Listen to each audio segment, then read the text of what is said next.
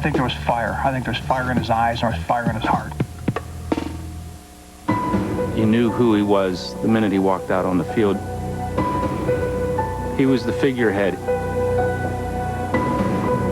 He was number 8. Solid, consistent, steady Troy. A no-nonsense, no BS guy. Let's just go out and play football and win. Long ago, the land of Troy was the perfect place to grow up. Sunny Southern California days were filled with fun and games.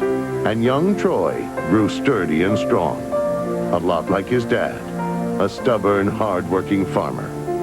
Growing up with my father, you were either going to be tough or you weren't going to make it. You know, you just weren't going to survive in the Aikman house. And so there was a part of me, I think, that always wanted to show him that I was as tough as he was, or that I could handle as much punishment as anybody. But he wasn't a football fan, was he? Right? Yeah, he was. In fact, I wasn't going to play football in 8th grade when my family moved from California to Oklahoma. And I think he sensed that I wasn't going to play. And he came home one night and said, hey, they're signing up guys for 8th grade football down at the stadium, and I just wanted to see if you were going to play. And I think he knew that I couldn't tell him I wasn't going to play football, and that's why he asked. And so I went and signed up and played, and the things that I think made me what I was as a player, the toughness, the discipline, the work ethic, all of those things were instilled in me as a child growing up with my father, and they were demanded of me. As quarterback, Troy was larger than his linemen, but the Henrietta Hens were horrible. A lost season at Oklahoma followed. Then he transferred to UCLA and became the #1 pick in the NFL draft. His rookie season was a nightmare.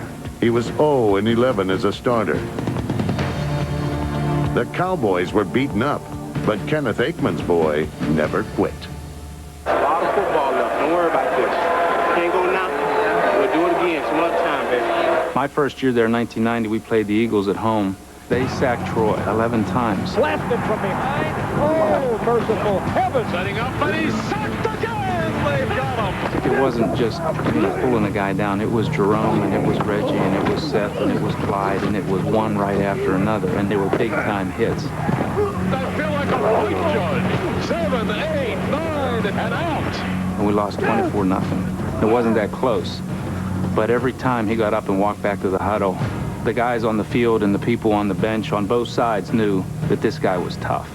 You know, a lot of people would look at you and look at your career and say, oh, geez, here's a guy that came in, was a leader, confident right from the start. But was there ever a point when you said, geez, I don't know whether I'm going to cut it here?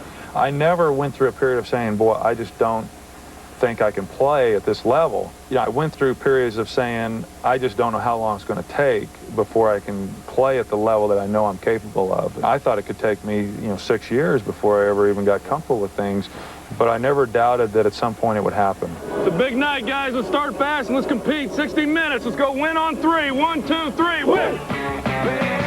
Aikman became the ultimate ringmaster, bombing away to the playmaker Michael Irvin, loosening up defenses for the game-breaker Emmitt Smith. It's a supersonic laser blast from Aikman to Irvin for a touchdown. With captain comeback himself on hand, Dallas's new star shined bright in the NFC Championship game, making all the plays, especially in crunch time. Aikman and his young Cowboys were going to the big show. From 1-15 in '89 to the Super Bowl 4 years. That's unbelievable. Can you remember your feelings in that first Super Bowl? I couldn't get my breathing down to normal, and we went in the huddle, and I could hardly call the plays. I was having a hard time catching my breath, and the first pass that I threw was a third down pass to Michael, and he was on a little simple corner route. I threw it about 20 yards over his head, and I was thinking, holy cow, this is going to be, I mean, I got to get out of this somehow, and fortunately the game kind of slowed down. And Aikman got hot, completing 22 of 30, with 4 touchdown passes in one of the finest Super Bowl performances ever. Troy Aikman's the MVP. Dallas, your Cowboys are the champions. 4 years earlier, we were the worst team in football. 4 years later, we're winning the world championship and we're on top of the world in pro football. It was a great time for all of us. Despite winning 6 division titles, 3 Super Bowls, and the most games in a single decade by any quarterback ever, there were whispers. Where was the free spirit, reckless abandon of Steve Young? Dan Marino's gaudy stats and records? Or the heroics and comeback magic of John Elway? Some said that anyone could have quarterbacked that team, and Dallas won because of the system, their big line, or Irvin and Smith. In truth, it indeed was Aikman who was the taken-for-granted very heart of the team. He's the most accurate thrower I think that's ever played the position. When he was right, when he was hot, he was as good as I've ever seen. He was the catalyst. He was the leader, no question about it. When you look at what happened to him over the years and how many times he really got leveled, he was a guy who played game after game in as much pain as any quarterback of his day. I think there was fire. I think there's fire in his eyes and there's fire in his heart. He wanted to win games, and he knew what he had to do to win games. Hey, guys, that's a embarrassment out there. That's a damn embarrassment. We can't block anybody up the down or hugging the ball early. Junior League. In the end, even Aikman's competitive fire wasn't enough, as concussions, 4 head coaches, age, and free agency all took its toll. We're not as good as we used to be, continually overcome that. We can't have negative plays.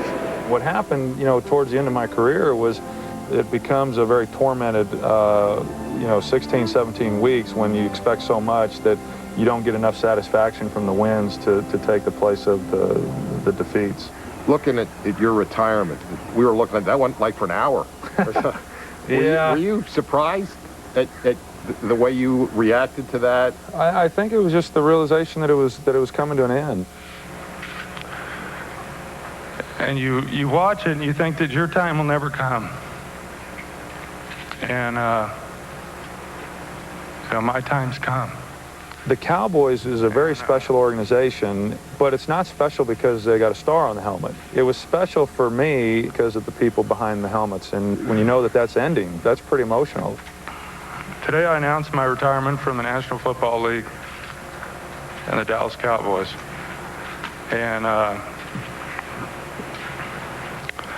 it was 12 of the best years of my life.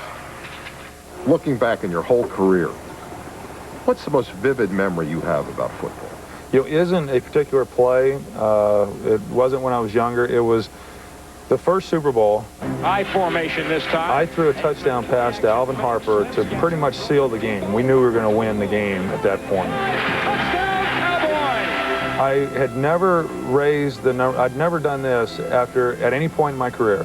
It's the only time in my career that I ever gave the #1 signal when I was running down to congratulate Alvin. Then I came over to the sidelines. The look on everybody's faces, the celebration, to me is really what captures my imagination whenever I think of my entire athletic career, because to me defines what my whole career was about, and it defines what hopefully I represented as a player, in that it was always about the team being successful, and that picture captures a team that was successful.